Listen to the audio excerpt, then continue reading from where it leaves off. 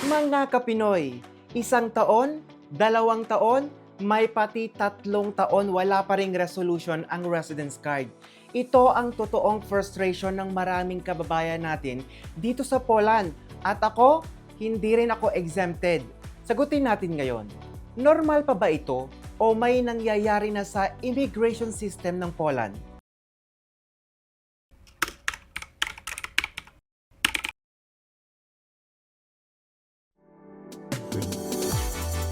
Welcome to Adventures. In Poland. Welcome to Adventures. This is Adventures with Oli Castillo. Oli Castillo.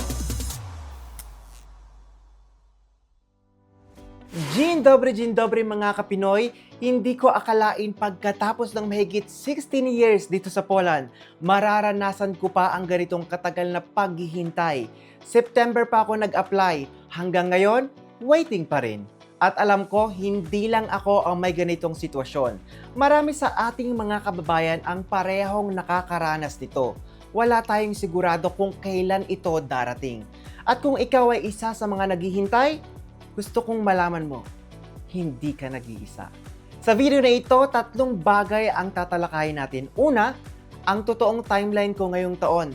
Pangalawa, kung bakit ito tumatagal at kung anong meron sa likod ng proseso. Pangatlo, ang mga karapatan mo at mga hakbang mo habang naghihintay. Balikan natin ang buong proseso ko mula umpisa. Bago pa man ako mag-apply, kumuha ko ng lawyer para siya na mag-handle ng buong proseso. Gusto kong maiwasan ng hassle at lalo na't pabago-bago ang process almost every year. September nag-apply kami ng lawyer ko. Siya na ang direktang nakikipag-usap sa immigration office at siya rin ang nagsasubmit ng mga dokumento. October, November, December, tahimik. Wala akong direktang natatanggap mula sa immigration dahil ang lawyer ko ang unang tumatanggap ng anumang request. January, February, ganun pa rin. Kung may kailangan man silang dokumento, dinadalo ko muna ito sa lawyer ko at siya na nagsasubmit sa immigration.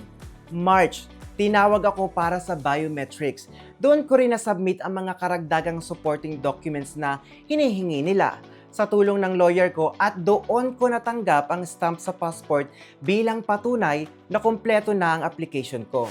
April, May, June, waiting pa rin. Kung may update man sa lawyer ko muna na pupunta bago sa akin. Ngayong July na, 10 buwan mula nung una kami mag-apply at 4 na buwan mula nang makumpleto ang biometrics at documents ko. Waiting pa rin. Sa totoo lang, tuwing tatawagan ako ng lawyer ko, iniisip ko na baka ito na, pero hindi pa rin. Minsan nakakaapekto ito sa plano ko. Gusto kong mag-travel around Europe pero natatakot akong lumabas ng Poland dahil baka magka-problema sa re-entry. Kaya naisip kong mag-research about sa case na ito. Hindi lang pala ako. Maraming foreigners ang parehong naghihintay ngayong 2026. Hindi lang mga Pilipino, kundi pati mga taga-Ukraine, India, at iba pang bansa na nag-a-apply ng residence permit dito sa Poland. Kaya bago tayo magpatuloy, gusto kong malaman ang situation ninyo. I-comment ninyo sa ibaba anong buwan kayo nag-apply, saang voivodeship office kayo nag-submit, sa Warsaw, Kraków, Wrocław o ibang city. Anong type ng residence permit ang hinihintay ninyo? Work-based, study, family reunification, or business? Naghihintay pa rin ba kayo hanggang ngayon? Gusto kong makita natin kung ano ang sitwasyon ng ating mga kababayan sa iba't ibang parte ng Poland. Baka may pattern tayong makita. Base sa batas ng Poland, ang legal deadline para sa desisyon ay 60 days mula sa pagkumpleto ng application at biometrics. Sa kaso ko, ang countdown ay nagsimula noong March dahil doon nakumpleto ang biometrics at dokumento ko.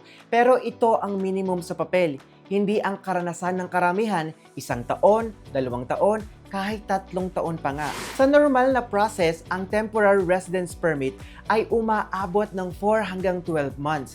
Para sa work-based applications, may umaabot na 8 hanggang 15 months lalo na sa Warsaw. Ito ang pinaka-busy na voivodeship office sa buong Poland. Para sa permanent residents or long-term EU residents, mas matagal pa. Umaabot ito ng 6 hanggang 18 months. Minsan, mas matagal pa depende sa kaso. Bakit ganito katagal ang saklaw? Dahil hindi pare-pareho ang bilis ng bawat voivodeship office. Ang mas maliit na region tulad ng mga probinsya sa Northern Poland tulad ng Gdansk, Gdynia, Sopot, Szczecin at Olsztyn, mas mabilis kadalasan kumpara sa mga malaking lungsod tulad ng Warsaw. Kaya kung matagal ang application mo, hindi ibig sabihin agad may problema. Ito na mismo ang karaniwang sitwasyon ngayon. Bakit tumatagal? 4 na dahilan. Una, dumadami ang bilang ng foreigners na nag-a-apply para sa residence permit sa Poland. Taon-taon tumataas ang bilang ng foreign workers, students, at kapamilya na pumupunta sa Poland. Mas maraming application, mas matagal ang proseso. Pangalawa, magkaiba ang workload ng bawat voivodeship office. Mas matagal ang Warsaw kumpara sa mas maliit na region kung kaya ang karamihan sa mga foreigners na nagtatrabaho o nag-aaral doon nag-a-apply. Pang-apat, may pagbabago rin sa sistema mismo. Simula April 27, 2026, submit online lang ang lahat ng application sa bagong sistema. Ang 60-day na legal deadline magsisimula lang kapag kumpleto na ang biometrics at dokumento. Kaya kung may kulang sa papeles, hindi pa nagsisimula ang legal countdown. Kahit ilang buwan ka nang naghihintay. Kaya bago magpanik, tingnan mo muna kung kumpleto ba talaga ang application. Minsan, ang dahilan ng delay ay isang maliit na kulang na dokumento lamang. Marami sa inyo ang nagtatanong, Kuya Oli, habang naghihintay ako, ano ang dapat gawin? Narito ang sagot base sa batas. Una, legal ang stay mo sa Poland kung nag-submit ka ng kumpletong application bago mag-expire ang dati mong permit.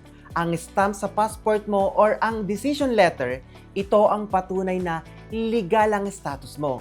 Make sure na lagi mo itong dala.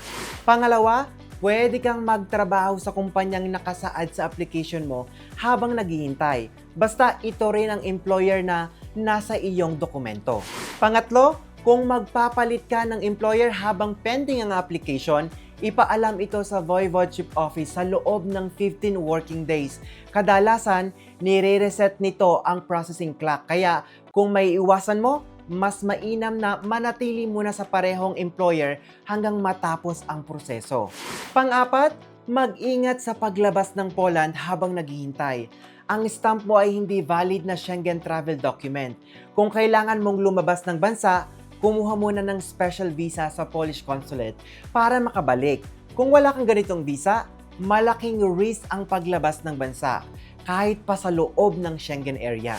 Panglima, kung may lawyer kang humahawak ng kaso mo, ipasa agad sa kanya ang anumang letter or request na natatanggap mo. Siya na ang bahalang sumagot sa immigration office sa tamang oras. Kung wala kang lawyer at ikaw mismo ang humahawak ng application mo, basahin agad ang letter mula sa Voivodeship Office at isubmit ang hinihinging dokumento sa tamang oras. Huwag ipagpaliban dahil ang bawat araw na delay ay dagdag pa sa kabuuan ng oras ng paghihintay.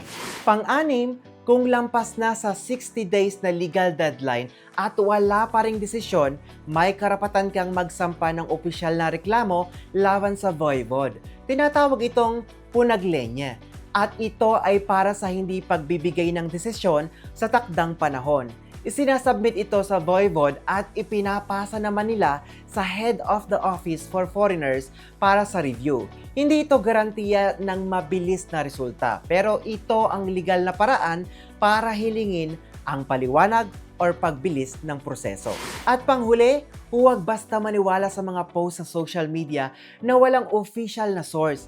Maraming nagpapakalat ng maling impormasyon tungkol sa timeline o proseso. I-verify lagi sa gov.pl or direkta sa inyong Voivodeship Office. Mga Kapinoy, kahit mahigit 16 years na ako dito sa Poland, dumaraan pa rin ako sa parehong proseso. Nag-aalala rin ako, naghihintay rin ako, at minsan naiisip ko rin, bakit ganito katagal na? Gayong sanay na ako sa sistema, pero natutunan ko na hindi ko makokontrol ang bilis ng Immigration Office. Ang makokontrol ko lang ang pagiging kumpleto ng mga documents ko at ang pagiging alerto sa bawat letter na dumarating. Kaya kung ikaw ay naghihintay ng iyong TRC, gusto kong malaman mo, hindi ka nag-iisa at hindi ka rin nagkakamali kung nararamdaman mo na pagod ka na sa paghintay. At congratulations! Salamat sa mga nag-subscribe at nag-share ng videos ko sa YouTube. Bawat buwan, pipili ako ng mga mananalo ng 2,000 pesos mula sa inyo. At narito ang ating mga monthly winners.